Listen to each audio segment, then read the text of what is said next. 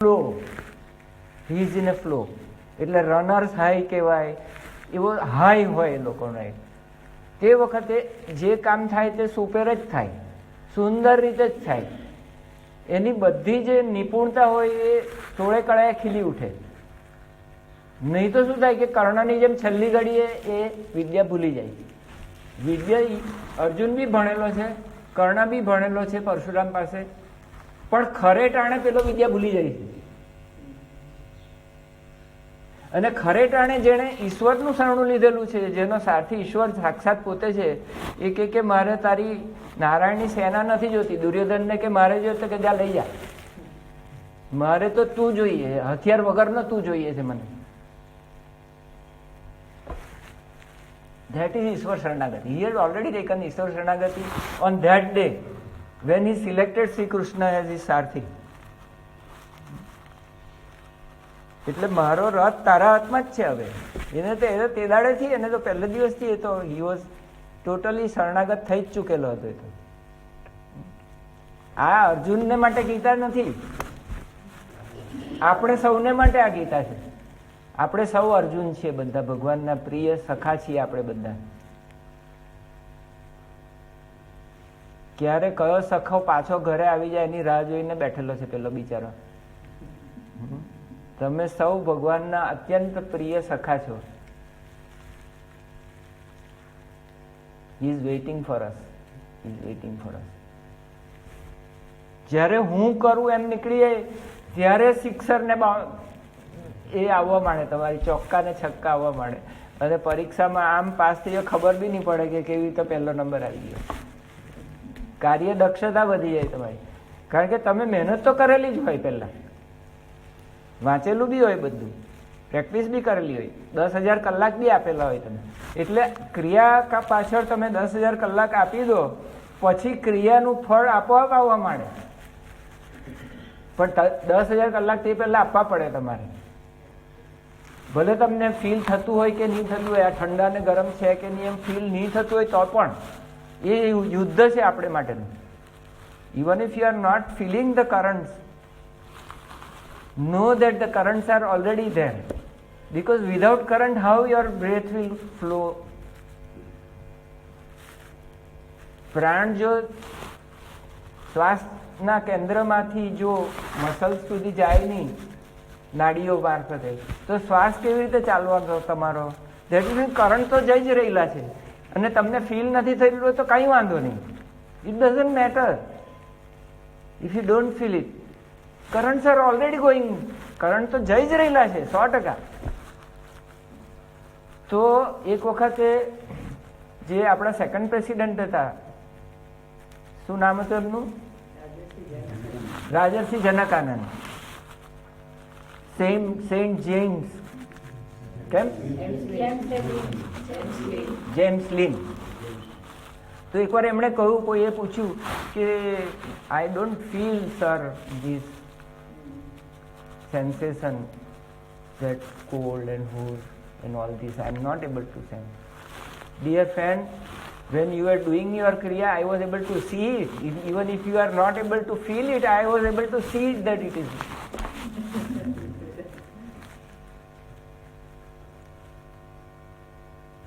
So don't be disheartened if you don't feel it. It is going on, it is happening. આપણે કંઈ કરતા હોતા નથી. પરમાત્માની શક્તિથી બધું આપણા શરીરમાં યોગ્ય વખતે યોગ્ય વસ્તુ થયા જ કરે છે. આજે ઠંડી પુષ્કળ છે, તો આપણું શરીરનું temperature 98.7 degree Fahrenheit, 98.6 degree Fahrenheit normal હોય, કે 98 ડિગ્રી હોય, કોઈનું ઓછું રહેતું હોય, 97 રહેતું હોય કોઈનું. તો પોતપોતાના જે ટેમ્પરેચર છે એ ટેમ્પરેચરને એટલા ડિગ્રીએ કોણ આપોઆપ કરી આપે છે તમારી અંદર? આ બધી આપણે વાતો કરી રહ્યા છે, તમે ગીતાજી સાંભળી રહ્યા તો બી તમારું ટેમ્પરેચર કોન્સ્ટન્ટ મેન્ટેન થઈ રહેલું છે કે નહીં? કઈ સત્તા તમારું ટેમ્પરેચર કોન્સ્ટન્ટ રાખે છે? 50 ટ્રિલિયન સેલના મેટાબોલિઝમને વધારીને કોઈએ હીટર અપ કર્યું હશે તો જ ને અંદરનું. કોષે કોષના હીટર નું જે થર્મોસ્ટેટ હશે, જે તમારા જે એર કન્ડિશનર હોય છે એમાં એક થર્મોસ્ટેટ હોય, એ તમે બેસાડેલું હોય એના પર કે 25 ડિગ્રીએ મારા એસીનું ટેમ્પરેચર આખા રૂમનું રહેવું જોઈએ. તેવી રીતે તમારા બધા એસીની અંદર થર્મોસ્ટેટ એવું ભગવાને બેસાડેલું હશે ને, એટલે પરમાત્માની શક્તિથી તમારું ટેમ્પરેચર આજે જ્યારે બહાર 22 ડિગ્રી છે, અત્યારે અમે જોયું આવતી વખતે વિરેન્દ્રભાઈ જોડે, તો 22 ડિગ્રી ટેમ્પરેચર છે સેન્ટીગ્રેડ. એને 37 ડિગ્રી સેન્ટીગ્રેડ લાવતું કોઈ જે મહાસત્તા છે, એ કોઈ મહાસત્તા છે, ઈશ્વર છે. એ તમે કરેલા છે તમને ખબર બી નથી એ તમારા, isn't it? Numerous hormones have secreted. થોડો સ્ટીરોઇડ વધારે આવે, એ સ્ટીરોઇડમાંથી ગ્લુકોઝ વધારે તમારા શરીરમાં આવે, એ ગ્લુકોઝનું દહન વધારે થાય. કેટલી બધી ઇન્ટેલિજન્સ ચૈતન્ય સત્તા છે. આ એ સત્તાનું નામ ઈશ્વર છે. એ સત્તાનું ઈશ્વર છે. એના વગર આપણે જીવતા બી ન રહી શકીએ. અહીંયા વિવેકાનંદ ગયેલા ત્યારે એટલા બધા ઓછા કપડા હતા બોસ્ટનમાં, તો કે કોઈ વખતે આ શરીરે -30 ડિગ્રી સહન કરેલું છે. અને પછી એ વિવેકાનંદ લખે છે કે મારા ગુરુજી કહેતા તેમ આપણે બધા યંત્રો છીએ અને પેલો યંત્રી છે, આપણે બધા રથ છે અને પેલો રથી છે, અને એ જ આ બધું ચલાવે છે. વિવેકાનંદે કહ્યું. મેં તમને મોકલેલું હતું વિવેકાનંદના ગોસ્પેલમાં પણ છે, અને વિવેકાનંદજીએ એનું સમર્થન બી કરેલું છે પોતાના અનુભવ તરીકે. તુમી જંત્રી આમી જંત્ર, તુમી રથી આમી રથ. That is Paramahansa Ramakrishna. તું યંત્રી છે, જંત્રી, આમી જંત્ર, અમે બધા યંત્રો છીએ. કેટલું સુંદર. રામકૃષ્ણ કહે છે આટલી એક જ વસ્તુ તમને જો ધ્યાનમાં રહે તો તમારો બેડો પાર થઈ જાય. કર્તવ્ય હું કરું છું એ વસ્તુ નીકળી જાય, બેડો પાર થઈ જાય તમારો. હવે જો હું કરું છું એ નીકળી જાય તો ફળ બી મારું કેવી રીતે થાય? એટલે પછી હું શું કરું કે ફળ બી ઈશ્વરને અર્પણ કરી દઉં. કર્મ હું નથી કરતો અને કર્મના ફળ છે તે મારા નથી પણ ઈશ્વરના છે. પહેલા ઈશ્વરને આપીને પછી પ્રસાદ તરીકે હું ગ્રહણ કરું છું. બરોબર? સર્વ કર્મના ફળ છે ને એનો હું સ્વીકાર કરું છું. પછી એ પ્રસાદ જેવો હોય તેવો એનો હું સ્વીકાર જ કરું. બધું આઈ એમ એબલ ટુ એક્સેપ્ટ. જે કંઈ ખરાબ બી આવે થાય મારે માટે, પરિણામ પરીક્ષામાં નાપાસ બી થાઉં તો કે કંઈ નહીં, થોડો વધુ અનુભવ મળે મને. આ જેટલી ભૂલો કરેલી છે હવે આવતી વખતે હું નહીં કરું. એટલે જે કંઈ પરિણામ આવે એને સ્વીકારતો થાઉં. નહીં તો શું થાય કે હું સ્વીકારું જ નહીં. વાય મી. મને જ કેમ આટલું બધું દુઃખ? બીજા બધા કેટલા બધા સુખી છે. વાય મી. પછી શું થાય? આ જે ઈશ્વર છે એ ઈશ્વરના ન્યાયમાં કંઈ પ્રોબ્લેમ હોય જ નહીં. મને અત્યારે જોતા આવડતું નથી એટલે મને આ અપ્રિય પરિણામ લાગે છે વસ્તુનું, પણ છેવટે આનાથી મારું સારું થવાનું છે, મારું ઘડતર થઈ રહેલું છે. આ જે માણસ મને અત્યારે અપ્રિય લાગે છે એ મારો શિક્ષક છે. આ અપ્રિય લાગતો માણસ મારો ગુરુ છે. એ મને કંઈક શીખવી રહેલો છે. એ સ્વીકાર ભાવના આવતી જાય. એ બધા જે ફળ થઈ આવી રહેલા છે કર્મના, એ બધાને હું સ્વીકારતો થાઉં. કર્મયોગ ક્યારે કર્મયોગમાં પરિણમે? ભક્તિની મદદથી હું જ્યારે મારા કર્મોને ઈશ્વરને અર્પણ કરું અને જ્યારે ફળને હું સ્વીકાર કરી લઉં સ્વીકાર ભાવનાથી, આ બે વસ્તુ જ્યારે થાય, કર્મ અને ભોગ, ખરું કે નહીં? આપણે કર્મ કરી શકીએ છીએ અને પછી એનો ભોગ ફળનો કરવો પડે છે. એ ભોગ સુખનો હોઈ શકે કે દુઃખનો હોઈ શકે. તો એ બંને હું ક્ષમતાથી સ્વીકારી લઉં કે આ તો ઈશ્વર તરફથી આવેલું છે, એમાં કોઈ ભૂલ હોઈ શકે નહીં. એ મને શીખવવા હશે. આ મારો જે માણસ જે કોઈ આવ્યો એ મારો ટીચર છે. ખરાબ થાય તો આપણને નથી લાગતા આ તો મારો દુશ્મન છે. દુશ્મન ના હોય, ગયા જન્મનો તારો ટીચર આવેલો છે એમાં. જે ખાસ કરીને સગાવાલા ને દોસ્તાર જ આવે એવી રીતે. હા, તમારા જેટલા બી તમારા જે ઋણાનુબંધી તમારા સંબંધમાં આવે એ સર્વ કોઈ તમને શીખવવા જ આવેલા છે. 100%. આખી દ્રષ્ટિ બદલાઈ જાય, તમારી એટીટ્યુડ બદલાઈ જાય. માફ કરવાનો તો સવાલ જ નહીં રહી પછી. ભ્રામયન સર્વભૂતાની, હવે આગળ જુઓ, સર્વભૂતાની સઘળાય પ્રાણીઓને માયાથી, પોતાના માયાથી એમના કર્મો પ્રમાણે ભ્રામયન ભમાવતો ઈશ્વર, અંતર્યામી પરમેશ્વર, સર્વભૂતાનામ સર્વ પ્રાણીઓના હૃદયમાં તિષ્ઠતી રહેલો છે.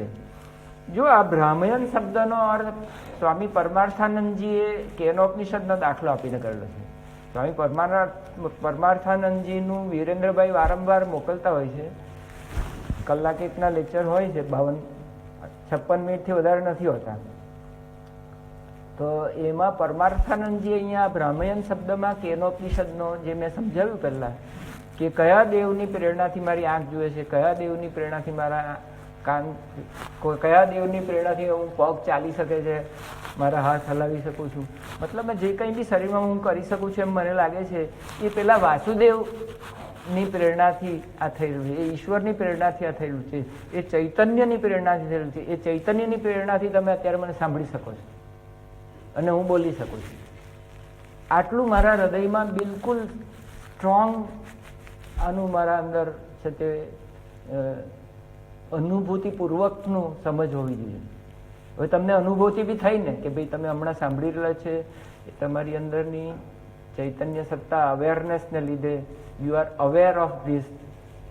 ગીતાજીનું જે હમણાં શ્રવણ થઈ રહેલું છે એ શ્રવણ તમારી ચૈતન્ય સત્તાને લીધે તમે સભાન છો. You are mindful of this. Gita is teaching right now because of that consciousness power inside you.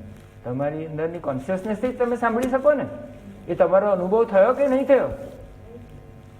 એટલે આ અનુભવપૂર્વકનું જ્ઞાન થયું એટલે આ શ્રવણ મનન ને નિધિધ્યાન એકી સાથે થયું કે નહીં?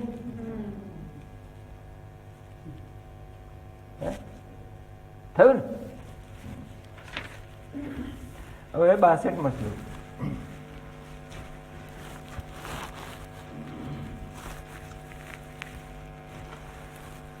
ઈશ્વરના શરણે જવા માટેની આજ્ઞા અને તેનું ફળ.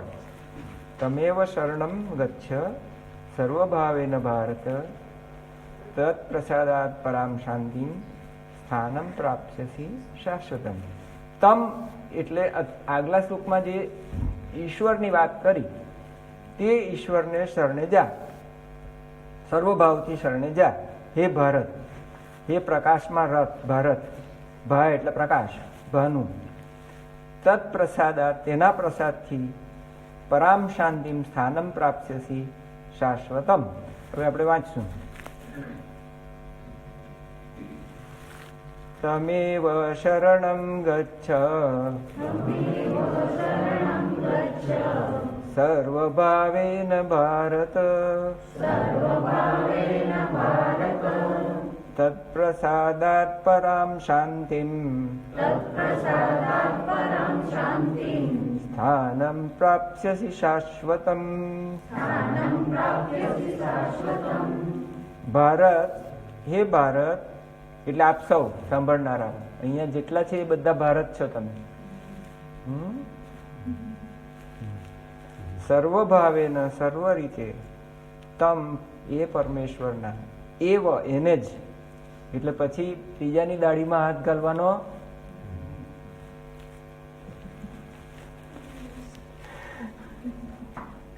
કઈ ખબર પડી? મસ્કા મારવામાંથી ઊંચા નથી આવતા આપણે બધાને. એક ઈશ્વરને મસ્કો મારો જરા મોટો. શરણમ શરણે ગચ્છ જા, તત્ પ્રસાદાત એ પરમાત્માની કૃપાથી, પરમ શાંતિમ પરમ શાંતિને, શાશ્વતમ સ્થાનમ પરમધામને પામીશ. એટલે વૈકુંઠ પહોંચી જશે તું, કે જ્યાંથી પાછા આવવાનું થતું નથી. એટલે જ્યાં સર્વગતિ કુંઠિત થઈ જાય છે એનું નામ વૈકુંઠ. વૈકુંઠ એટલે શું? પરમધામ. પરમધામ એટલે શું? કે જ્યાં જઈને પછી પાછા આવવાનું થતું. એવું 15મા અધ્યાયમાં ભગવાન કહી ગયેલા ને કે તે એક એવું ધામ છે મારું કે ત્યાં જઈને પાછા આવવાનું થતું નથી. એવું 8મા અધ્યાયમાં ભગવાન કહી ગયેલા કે પરમધામમાં એક વખત જાવ એટલે મોક્ષ થઈ જાય. શું થઈ જાય? હાઈએસ્ટ ફળ તમારે શું જોઈએ છે ભાઈ? સચ્ચિદાનંદ ની પ્રાપ્તિ, એટલે આવાગમન નિવૃત્તિ. બરાબર છે? જે ચક્ર ભગવાન પરમહંસ યોગાનંદે જે ચક્રનું અહીંયા આગળ વાત કરી છે કે 12,000 વર્ષનું એક સાયકલ છે કે જે ઉપર જાય છે અને પછી 12,000 વર્ષ છેક નીચે ડિસેન્ડિંગ છે. એટલે કળિયુગમાં આપણે હતા અને હવે આપણે દ્વાપરની અંદર પ્રવેશી ચૂકેલા છીએ. એટલે બહુ આપણે માટે મોટી વાત છે આ કે આપણે ઓલરેડી એસેન્ડિંગ સાયકલમાં હવે ચાલુ થઈ ગયેલા છીએ. તો એ પ્રકારનું આ યંત્ર છે. આ યંત્ર કેવું છે? એક મોટું બ્રહ્માંડીય યંત્ર પણ છે. જેમ આ શરીર, જુદા જુદા શરીર યંત્રો છે તેવી રીતે એક મોટું બ્રહ્માંડીય યંત્ર છે. અને એ બધા મેરીગો રાઉન્ડમાં આપણે ગોઠવાયેલા છે. અને એ ગોઠવાયેલા મેરીગો રાઉન્ડમાંથી આપણે ઉતરી જવું છે.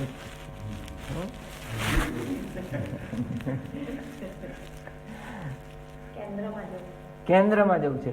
એટલે પેલો કબીર કહે છે કે મને જોઈને રડવું આવી જાય છે કે આ બધા દાણાઓ છે તે ઘંટીના 2 પથ્થરના પડની વચ્ચે પીસાઈ રહેલા છે અને મને રડવું આવે છે. અને જવાનો રસ્તો એવો છે કે આ થોડાક દાણા જે વચ્ચે ધરી ઉપર ચોંટી રહેલા છે એ બધા સુખેથી એટલે સેન્ટરમાં આવી જવાનું છે. સેન્ટર કોણ છે? હૃદય. હૃદયમાં કોણ છે? ઈશ્વર. અને પેરીફ્રી પર જવા જશો જેમ જેમ આજે આ જોઈએ છે, કાલે પેલું જોઈએ છે, આજે પેલું, હવે આના કરતા સારી જાતનો સ્માર્ટ ટીવી આવેલો છે, આ આટલા ઇંચનો છે, આ બધાના ઘરમાં હવે છે તે પેલા થિયેટર થઈ ગયેલા છે. એવું થિયેટર નથી મારા ઘરમાં. કાલે આ થિયેટરમાં હવે આ સાઉન્ડ પ્રૂફ કરવાનું બાકી રહેલું છે, એસી નથી, ફલાણું ઢીકણું. પેલો મારો છે તે પોતરો આવ્યો અમેરિકાથી, દાદા તમે નેટફ્લિક્સ નથી સાંભળતા? એમાં જે પિક્ચર જોવા પડે એમ પિક્ચરનું તો કે આમાં આ પિક્ચર બી જોવા મળે. એટલે પછી એક દાડો એ પેલું ફ્રી એણે મને ઉતારી આપ્યું ને એક દાડો બેઠો. પછી હું ને મારા વાઈફ બિચારાને ખુશ કરવા 1-2 એની હાથે જોયા. એ ગયો. આજની ઘડીને કાલનો દાડો અમે નેટફ્લિક્સ પર ગયા જ નથી. Who cares for Netflix or Fatflix? Time જ કાં છે? હા, હું વાંચું અહીંયા માટે કે પેલું કરું. નમો નારાયણ. પછી સ્વામીજી આવવાના હતા, એ સ્વામીજીને સાંભળવા જવાનું હતું. એ નેટફ્લિક્સ બચારું હોઈ ગયું. પેલો જતો રહ્યો અમેરિકા. એનું લહાજન કોને ભરવું? આપણે નથી ભરવું. આપણા કામ ના હોય. ટાઈમ જ કોને છે? બચારા પોયરાને સુખ મળે એટલા માટે 2 ઘડી મજા કરાવી. આવું છે આપણું કામ. શું છે? સુથારનું ચિત્ત બાવળીએ. આ બાવળ, આ લાકડું બરોબર છે, આમાંથી બરોબર સારામાંની ખુરશી બનશે, આમાંથી આ ટેબલ સારું બનશે, આમાંથી આ બારસાખનું લાકડું માટે આ વધારે સારું છે. સુથારનું ચિત્ત બાવળી એટલે લાકડામાં, અને આપણા બધાનું ચિત્ત ઈશ્વરમાં. બરોબર? સર્વભાવેન શરણમ ગચ્છ. વાંચીએ આનું પેલું આપણે વાંચવાનું બાકી છે કે વાંચ્યું? આપણે વાંચ્યું. ભારત, હે ભારત, સર્વભાવેન સર્વ રીતે તમ એ પરમેશ્વરના એવ જ શરણમ શરણે ગચ્છ જા તત્પ્રસાદાત એ પરમાત્માની કૃપાથી પરામ શાંતિમ શાશ્વતમ સ્થાનમ પ્રાપ્સ્યસી. એટલે મોક્ષ થઈ જાય કે નહીં તમારો? સચ્ચિદાનંદ પ્રાપ્તિ થાય કે નહીં? સચ્ચિદાનંદ પ્રાપ્તિ જ જોઈએ છે ને આપણે, કે બીજું કંઈ જોઈએ છે? યોગાસન કરવા જવું છે બધું નંબર 1 લેવા માટે, મેડલ લેવા, કે આ મેડલ જોઈએ છે?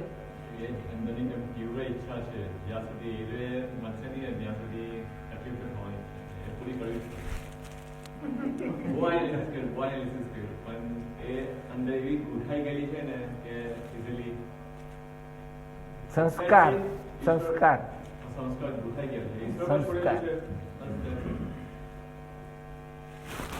ઓકે, ગુજરાતી છે. માટે હે ભારત, તું સર્વ રીતે પરમેશ્વરના જ શરણે જા અને એ પરમાત્માની કૃપાથી તું પરમ શાંતિને તથા શાશ્વત પરમધામને પામી.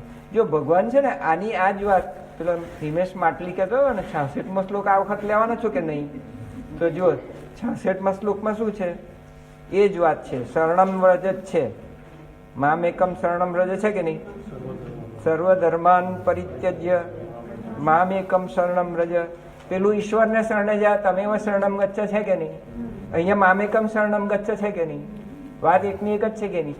ત્યાં ભગવાને ઈશ્વરમ શરણમ ગચ્છા એટલે સહ ઈશ્વર ને અહમ. અત્યારે મામ તરીકે અહમ છે, ઈશ્વરનો પોતાનો. એટલે કૃષ્ણ પોતાને માટે કહીએ કે મારે શરણે આવે. ત્યાં કહ્યું કે તેને શરણે જા એટલે સો, અને અહીંયા અહમ. એટલે પ્રણવાનંદજી કહે કે આ સોહમ મંત્ર છે. આ બંને શ્લોકને ભેગા કરો, સો તમેવ શરણમ ગચ્છ, અહીંયા મામ એકમ શરણમ ગચ્છ. એટલે પેલો સો ને આ અહમ, એટલે આ સોહમ મંત્ર છે કે છે. બે શ્લોક ભેગા કરો તો સોહમ મંત્ર બની જાય. એવું પ્રણવાનંદજીએ બહુ સુંદર કહ્યું છે.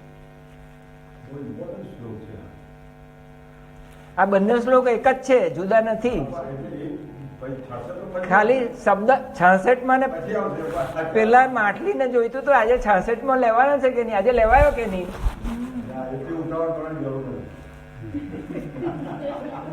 ભગવાન કે છે કે જ્યાં તમે છો ત્યાં ઠીક છો. અહીંયા જ 66માં છે ને અહીંયા જ 62માં છે. જ્યાં 62 છે ત્યાં જ 66 છે ને જ્યાં 66 છે ત્યાં જ 62 છે. આ શ્લોકની અંદર એક સ્પેસિફિક વર્ડ જે છે સર્વધર્મ પરિત્યજ્ય, અને જનરલી બધામાં એમ છે કે ધર્મના શરણે જા. આ શ્લોક એટલે એનું જે બે એનું જે વિશ્લેષણ એટલા માટે વિશેષ છે.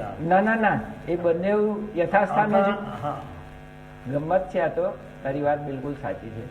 આ અંકુરભાઈ જે બોલે છે એ બિલકુલ સત્ય વાત છે. અને 66મા શ્લોકમાં આપણે પાછા જઈશું જ્યારે, તે વખતે આના ઉપર આપણે અંકુરભાઈને યાદ કરીને એનું વધારે વિવેચન કરશું. એ આવતે અઠવાડિયે જ થશે. હવે તમારે વધારે વાર જોવાની નથી.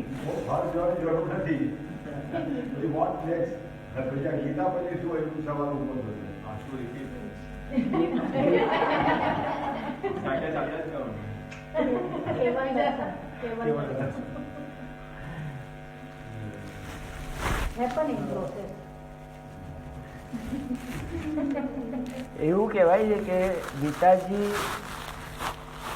નો એક શ્લોક પણ વાંચો તો બહુ મોટા ફળ મળે, અડધો શ્લોક વાંચો તો બી બહુ મોટા ફળ મળે.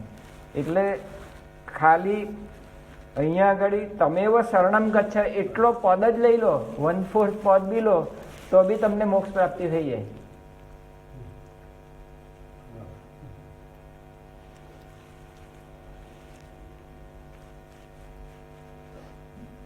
અંકુરભાઈ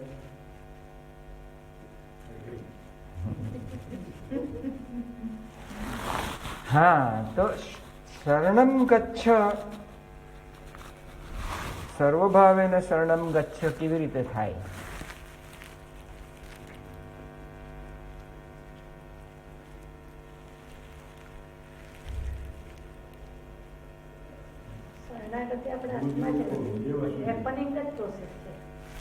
Correct. God first and all actions to please the God. બરાબર છે. Performing all actions to please the God. બરાબર છે.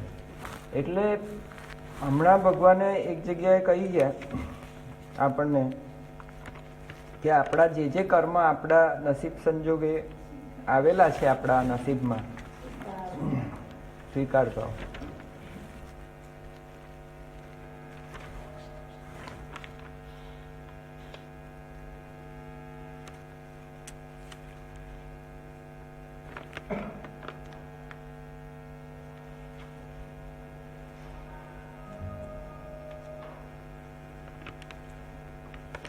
હવે આને બદલે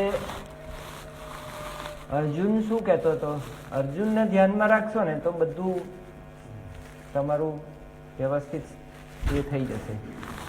અર્જુનનો પ્રોબ્લેમ શું હતો કે મારે યુદ્ધ કરવું નથી. અને અર્જુનનું જે પ્રોગ્રામિંગ છે, Arjun is a uniquely program ક્ષત્રિય. each one of us are uniquely programmed. Our body, mind, organisms, યંત્રો બધા છે એ યંત્રો યુનિકલી પ્રોગ્રામ છે. This unique programming of, for example, Arjun is because of the genes which are ક્ષત્રિય genes. નહીં, હવે તમારું ગોત્ર કયું છે એમ પૂછે બ્રાહ્મણ પૂજા કરાવતી હોય તો he has a certain ગોત્ર, એટલે કે એની એક આનુવંશિકતા છે, એનું એક જીનનો એક કોટા છે. એ કોટાની અંદર લડવા માટેનું થનગનાટ છે. મરી જાય પણ એ ક્ષત્રિયનો બચ્ચો નમે નહીં, યુદ્ધની અંદર ભાગી નહીં જાય, પૂંછ નહીં ફેરવે. તો એ લોકોના જીન્સમાં પેઢી દર પેઢી દર પેઢી દર પેઢી એ જીન્સની અંદર એ વસેલું છે. એ લોકોના ખોરાક બી એવી જાતના આવે. બ્રાહ્મણનો ખોરાક જુદો આવે, ક્ષત્રિયનો ખોરાક જુદો આવે. એ જોયું તમે? એ લોકોના ખોરાકમાં ભરપૂર તાકાત શરીરમાં આવે એવા હોય, વિશિષ્ટ પ્રકારના ખોરાકથી એ લોકોને મોટા કરવામાં આવે. એ લોકોનું ઘડતર જુદી રીતે કરવામાં આવે. એટલા બધા સ્ટ્રોંગ હોય એ લોકો, એટલો સહન શક્તિ એટલી બધી હોય કે કર્ણને એક વખત પરશુરામને ખોળામાં માથું મૂકીને પરશુરામ ઊંઘી ગયેલા. અને પરશુરામને જ્યારે એ ગયેલો ત્યારે એમ કહ્યું કે હું ક્ષત્રિય નથી. અને ક્ષત્રિયને એ શિક્ષણ આપતા નહીં, કારણ કે ક્ષત્રિયને સામે વિરોધ હતો એમને. એ વખતે અત્યાચારો કરેલા એમના જમાનામાં, તેને કારણે. એટલે 21 વાર ક્ષત્રિય નક્ષત્રિય કરેલી. તો કર્ણને એક ભમરો આવીને કરડી જાય છે અને એમાંથી લોહી નીકળવા માંડે છે. અને લોહી વહેતું વહેતું છે તે પરશુરામના શરીરના ભાગને ટચ થાય છે. અને એ ટચ થતાની સાથે થોડી વારમાં એને પેલું લાગ્યું ભૂખ કે આ કંઈ ભીનું બધું છે, એટલે ઉઠી પડે છે અને જુએ છે. અને અરે તે મને ઉઠાડવો જોઈએ ને દીકરા, તે મને ઉઠાડ્યો કેમ નહીં? આ ભમરો તને કરડી રહેલો છે ક્યારનો, તારું લોહી ચૂસી પીને કોતરી કાઢ્યું તારું આંગળું આખું. અને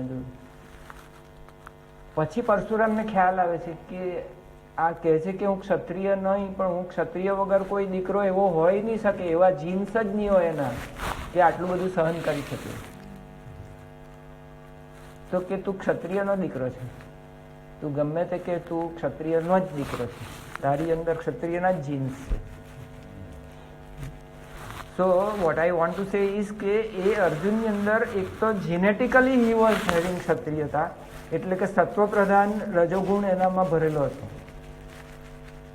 એનામાં શક્તિનો અખૂટ ભંડાર હતો, એનામાં સામર્થ્ય હતું, એ બાહુબલી હતો. અને એનામાં ટ્રેનિંગ પણ ક્ષત્રિયની હતી. એટલે કહે છે કે યદ અહંકારમ આશ્રિત્ય ન સુયોત્સ્ય ઇતિ મન્યસે, 59મો શ્લોક છે. મિથ્યૈવ વ્યવસાયસ્તે પ્રકૃતિસ્ત્વામ નિયોક્ષતિ.